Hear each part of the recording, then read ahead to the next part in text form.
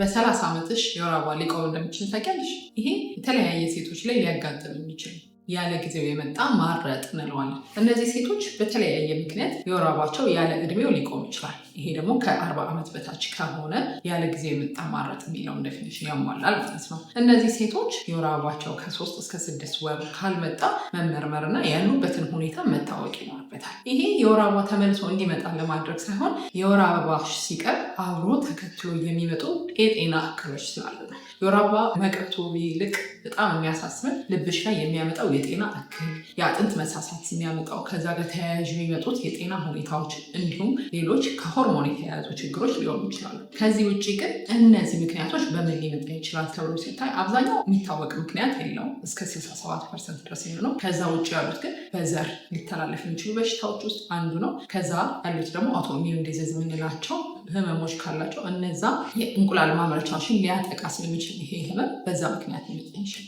አልፎ አልፎ ደግሞ ከተለያዩ የቫይረስ ኢንፌክሽኖች የእንቁላል ማምረቻን ሲያጠቁት ሊመጣ የሚችልበት ምክንያት ነው። አንዲት ሴት ያለ ዕድሜዋ የወር አበባ ከቆመ ይሄ መታከም ያስፈልገዋል። ምክንያቱም ሲቆም አብረው ተያያዥ ሊያመጡ የሚችሉትን ችግሮች መነሳናቸው ይችላሉ። አንዲት ሴት በዚህ ምክንያት ሲቆምባት እስከ 51 ዓመት ያለው የዕድሜ ክልል ድረስ ሆርሞኖች በመስጠት የመታከም እድል አለው። ይሄ ግን መሆን ያለበት ያቺ ሴት ተመርምራ ሌሎች ይሄን ህክምና ብንሰጣት ተጓዳኝ ሊያመጡባት የሚችሉት ሪስኮች በጣም ዝቅተኛ መሆኑ ካረጋገጥን በኋላ መሆን አለበት። ይሄን ስንል በቤተሰብ የጡት እንቁላል ማምረቻና ሌሎች የማህፀን ካንሰር ጋር ተያያዥ ያሉ ሁኔታዎችና እነዚህ ነገሮች አለመኖራቸው ካረጋገጠ በእነዚህ አይነት ህክምናዎች አትሊስት ያሏትን ሪስኮች ለልብ ህመም፣ ለአጥንት መሳሳትና ለሌሎች ህመሞች ሊያጋልጣት የሚችሉትን ሪስኮች በህክምና መቀነስ ይቻላል። ከዚህ ጋር ጥያቄዎች ካሏቸው ኮመንት ሴክሽን ላይ አስቀምጡልን። እናመሰግናለን።